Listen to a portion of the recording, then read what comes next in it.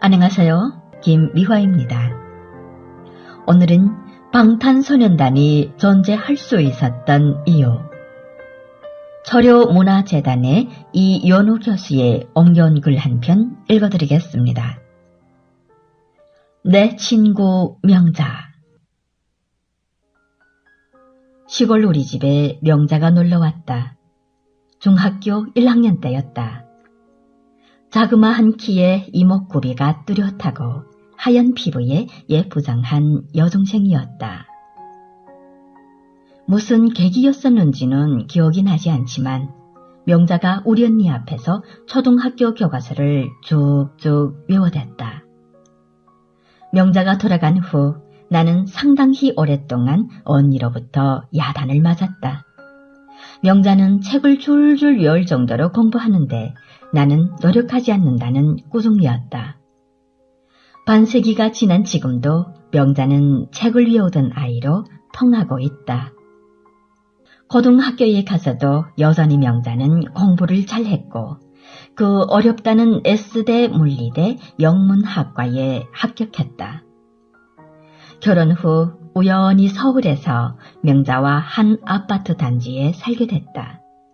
명자는 두 남매와 남편 그리고 시아버지를 모시고 살고 있었다. 꼿꼿하고 날카로워 보이는 홀시아버지를 모시느라 명자의 얼굴엔 항상 엷은 긴장감이 드리워져 있었던 기억이 있다.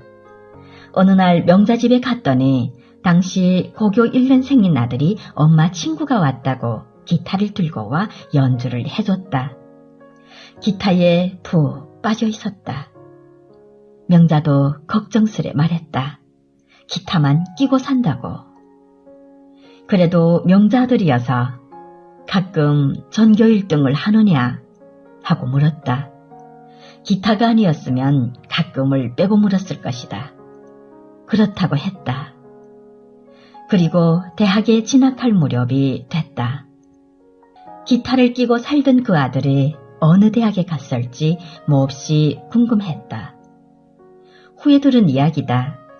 그 아들 진학 문제로 꼬장꼬장하신 할아버지께서 한 달여 동안 시금을 전폐하다시피 하며 S대 법대를 고집하셨다고 했다. 아들의 고교에서도 마지막까지 법대를 종용했다고 했다. 판검사가 되는 게 흔히 인생의 가장 큰 성공이라 여기던 그 시절이었다. 그러나 그 아들은 S대에 지원하면서도 법대를 외면하고 본인이 원하는 학과에 합격했다. 그때 나는 내심 기타 때문에 공부가 좀 설하지 않았나 생각했었다. 조금 아쉬웠다. 그러나 알고 보니 결정의 어려운 순간에 마지막으로 아들 손을 들어준 것은 엄마인 명자였다. 아들은 대학 시절부터 작곡으로 이름을 날리기 시작했다. 아들은 행복해했다. 그리고는 중요한 고비마다 엄마에게 하고 싶은 일을 하게 해주신 덕분이라며 끔찍이 고마워하곤 했다. 그 아들이 바로 방탄소년단을 만들어낸 방시혁 대표고 내 친구 명자가 바로 방 대표의 어머니다.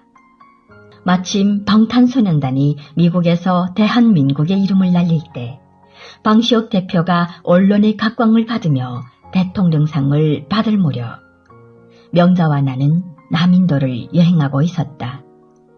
매일 방탄소년단과 방 대표에 대한 낭보가 인터넷을 타고 여행 중인 우리에게 전해졌다. 명자 곁에 있던 나도 참으로 기뻤다. 방 대표가 자랑스럽고 고맙기까지 했다. 그리고 큰 소리로 그 감격을 함께 여행하고 있는 모두와 나누고 싶었다. 그러나 명자는 끝까지 조용히 그리고 겸손히 그 감동을 소화해냈다.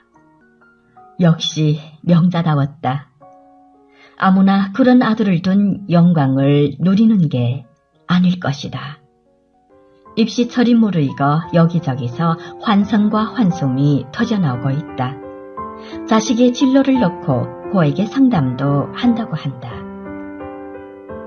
입시가 끝날 때까지 내 자식이 내가 어느 길을 택해야 할지 고민하는 진통이 계속될 것이다. 그러나 답은 확실하다. 진학 진로 선택에 있어 제1순위는 본인이 가장 즐겁게 공부할 수 있는 학과다.